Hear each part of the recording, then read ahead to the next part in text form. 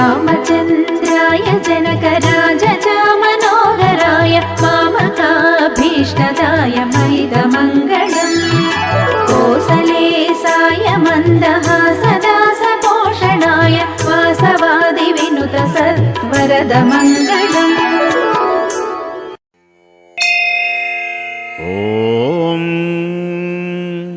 శ్రీ మహాగణాధిపతయే నమః. సరస్వత్యై నమః. శ్రీ గురుభ్యో నమః. హరి ఓం. శ్రీ సీతారామాభ్యాం నమః.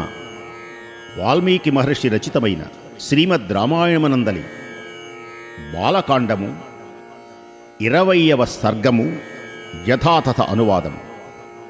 దశరథుడు విశ్వామిత్రుని వెంట శ్రీరాముని పంపడానికి తన అశక్తతను ప్రకటించడం. దశరథ మహారాజు ఆ విశ్వామిత్రుని మాటలను విని క్షణకాలం పాటు నిశ్చేష్టితుడైనాడు. తరువాత స్పృహను పొంది మునితో ఇలా పలుకుతున్నాడు. రాజీవలోచనుడైన నా రాముడు 16 వయస్సు కూడా నిండనివాడు. రాజీవలోచనుడైన నా రాముడు 16 వయస్సు నిండనివాడు. ఇట్టి చిరుత ప్రాయమున ఆ క్రూర రాక్షసులతో ఇతడు యుద్ధము చేయగలడని నేను అనుకోవటం లేదు.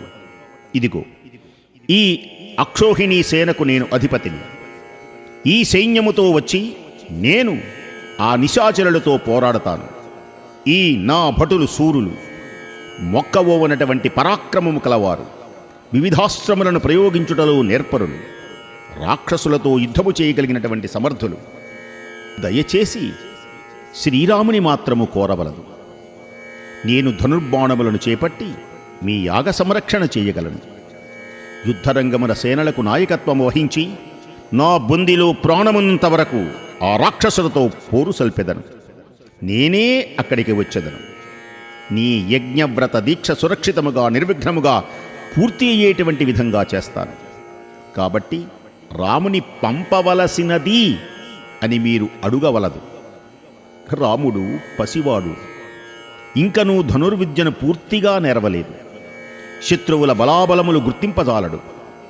అస్త్రములను ప్రయోగించుట అంతగా ఎరుగడు. యుద్ధములలో ఆరితేరినవాడు కాదు. ఆ రాక్షసులందరూ కపట యుద్ధమున నిగ్గుతేలినటువంటి వారు కనుక వారితో యుద్ధము చేయటానికి ఇతడు చాలడు. ఓ మునీశ్వర, శ్రీరాముని సంగతి అటుండనివ్వండి. ఒక్క మాట చెబుతాను వినండి. రాముని ఎడబాసి ఒక్క క్షణమైనా నేను బ్రతుక చాలను. రాముడే నా సర్వస్వం, రాముడే నా ప్రాణం. కనుక ఆ పసివాణిని మీరు కోరవద్దు. యజ్ఞవ్రతము చేపట్టిన ఓ బ్రహ్మర్షి, తప్పనిసరిగా రాముని వెంట కొనిపోవడానికి నేను చతురంగ బలాలతో నేను వస్తాను. అనుమతివ్వండి. నాకు 60,000 సంవత్సరముల వయస్సు నిండిన పిమ్మట ఉపవాస దీక్షాది క్లేశములకు ఓర్చి యాగములు చేసి యజ్ఞములను ఆచరించిన ఫలితంగా నా నోముల పంటగా ఈ రాముడు నాకు కలిగాడు. కనుక ఈ పసిబాలుని మీరు కోరవలదు. నా 4 కుమారుల్లో రాముడనినా నాకు అత్యంతమైనటువంటి ప్రేమ. పైగా అతడు జ్యేష్ఠుడు. కనుక ధర్మాత్ముడైనటువంటి రాముని తీసుకొని వెళ్ళవద్దు. ఓ మునీశ్వర, ఆ రాక్షసులెవరు? వారి పరాక్రమము ఎట్టిది? వారు ఎవరి కుమారులు? వారి ఆకారములు ఏమిటి? వారిని ఎవరు అండగా ఉన్నది వారికి? ఓ బ్రహ్మర్షి, కపట యుద్ధంలో దిట్టలైనటువంటి ఆ రాక్షసులను నేను గాని, నా సేనలు కాని, రాముడు గాని ఎలా ఎదుర్కోవాలి? ఓ మహాత్మా, ఆ రాక్షసుల పరాక్రమముచే విర్రవీగుతున్నారన్నావు గదా. ఆ దుష్టాత్మలను నేను ఎలా నిలపాలి? వారి బలాన్ని ఎలా ఆపాలి? అంతవరకు ఈ విషయములన్నీ కూడా నాకు విశదపరచండి. ఇలా పలికినటువంటి దశరథుని పలుకులు విని విశ్వామిత్రుడు ఈ విధంగా అంటున్నాడు. రావణుడు అను రాక్షసుడు పౌలస్త్య వంశమున జన్మించాడు.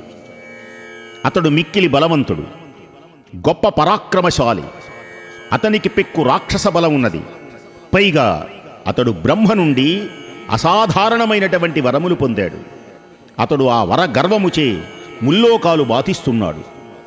రాక్షసరాజైన ఆ రావణుడు విశ్రవసువు అని పేరు కలిగినటువంటి ఒక ముని యొక్క పుత్రుడు, కుబేరుని సోదరుడు, మహావీరుడు అని ప్రతీతి. యజ్ఞమునకు విఘ్నమును కలిగించుట చిన్న పనిగా భావించి అతడు స్వయముగా పాల్గొనటం లేదు. కానీ అతనిచే ప్రేరేపితులైనటువంటి మారీచుడు, సుబాహుడు అని పేరు కలిగినటువంటి మహాబలవంతులైన రాక్షసులు యజ్ఞమునకు విఘ్నం కలిగిస్తున్నారు.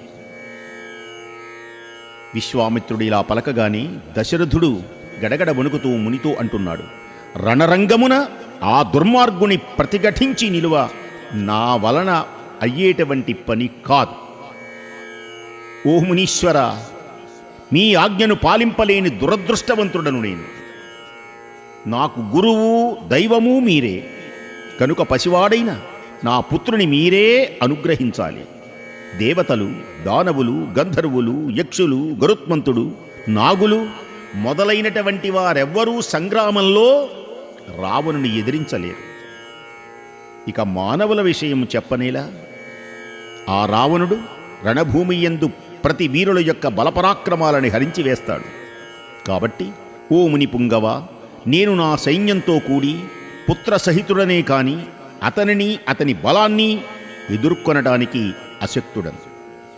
నా సైన్యాన్ని తీసుకొని వచ్చిన, నా పుత్రుని వెంట పెట్టుకొని వచ్చిన నేను జయించలేను. ఓ బ్రహ్మర్షి, నా కుమారుడు దైవ సమానుడు, అంటే పూర్తిగా అమాయకుడు, యుద్ధ విద్యలయందు ఆరితేరనివాడు, పైగా బాలుడు. అతనిని నేను పంపజాలను. యుద్ధంలో విఘ్నాలు కలిగించేటువంటి ఆ మారీచ సుబాహులు సుందోపసుందుల కుమారులు. యుద్ధంలో వారు యమునితో సమానులు కనుక నా ముద్దుల బిడ్డను మీ వెంట పంపజాలను. మారీచ సుబాహులు మిక్కిరి పరాక్రమము కలవారు, కథన రంగమున కాకలు తీరినవారు. వారిలో ఒక్కనితో సైతము నా మిత్రులలో కూడి అయినప్పటికీ కూడా, మేమంతా కలిసి వచ్చినా కూడా నేను యుద్ధము చేయజాలను.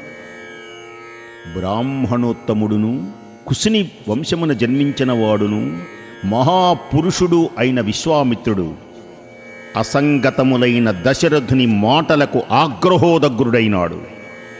సమిధలతో ఆజ్యాహుతులతో ప్రజ్వలిన అగ్నివలే ఆ మహర్షి ఒక్కసారి మండిపడ్డాడు. ఇది వాల్మీకి మహర్షి విరచిత శ్రీమద్ రామాయణ బాలకాండమునందలి 20వ సర్గము యథాతథ అనువాదము సమాప్తము.